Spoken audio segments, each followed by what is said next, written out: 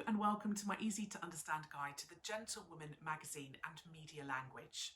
This video is going to be particularly relevant for you if you are studying AQA A-level media studies as it currently appears as a set text on that specification. If we start by having a look at the use of imagery in the magazine's set pages.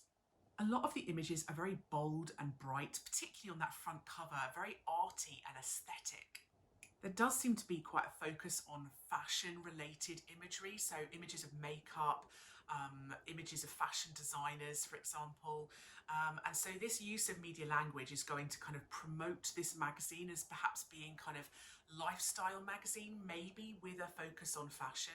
Captions that mention the designer brands that people featured are wearing reinforces the capitalist values that most lifestyle magazines have, really creates a luxury feel for the magazine. And the reliance that they often have on brand deals for things like advertising revenue. The use of a celebrity on the front cover is a fairly conventional media language technique for magazines. It helps to draw in audiences, particularly fans of that specific celebrity. However, there are some very unusual choices of images within the magazine. So, for example, the images of nature, birds, animals, and even pigs. Very unconventional for a woman's lifestyle magazine. And this is what makes the magazine feel more alternative and niche. The fact that we're seeing articles about boxing is something that we don't expect within a women's lifestyle magazine, and this may challenge audiences' expectations. It has a fairly conventional layout for a magazine, particularly of this kind of style. So there's a use of columns on the article pages, lots of white space around these, and that helps to make the pages very readable, and it makes them feel quite artistic. In the article with Ramla Ali, we get first-person answers in the Q&A sections.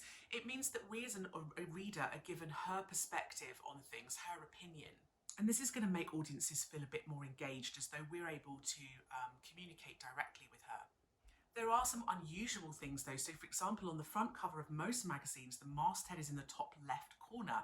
However, the masthead for the Gentlewoman is in the top centre, and that makes it feel a little bit different from others. The masthead is also in lowercase typography, and this is unusual as well. They mention Scarlett Johansson's name, obviously in big bold writing on the bottom middle of the cover. And these big cover lines are very conventional for magazines, mentioning a celebrity's name. It's a great way of drawing in audiences. On the cover, there is only that one cover line.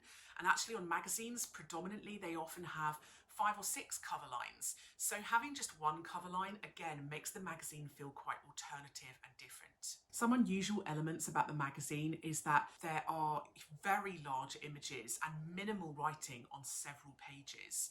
And this makes it feel a bit like a kind of coffee table book, like a photography book, something collectible, and it's clear that the images are the most important part of this magazine.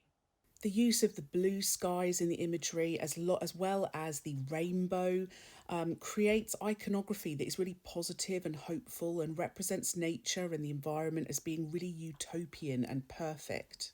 In the Stella McCartney article, the use of the kind of boarded up door behind her seems quite run down and different from what we're expecting, and it gives us the illusion that we're seeing something a bit more gritty and real and authentic. There are several binary oppositions created within the magazine articles.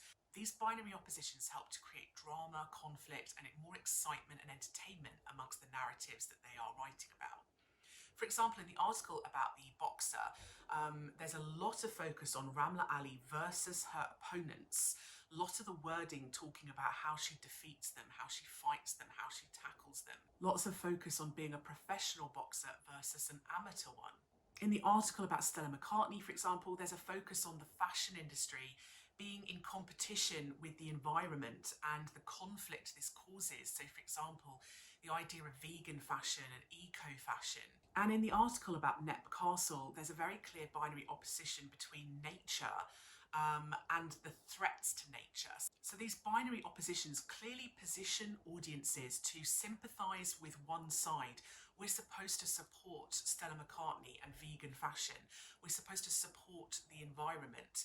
We're supposed to support Ramla Ali and the idea of female boxers struggling in a kind of male-dominated world. So that was my easy to understand guide to media language in the Gentlewoman magazine. Don't forget to subscribe to my channel for other videos that might be relevant for you. And if you would like a video that I don't already have, leave a little comment below and I'll see what I can do.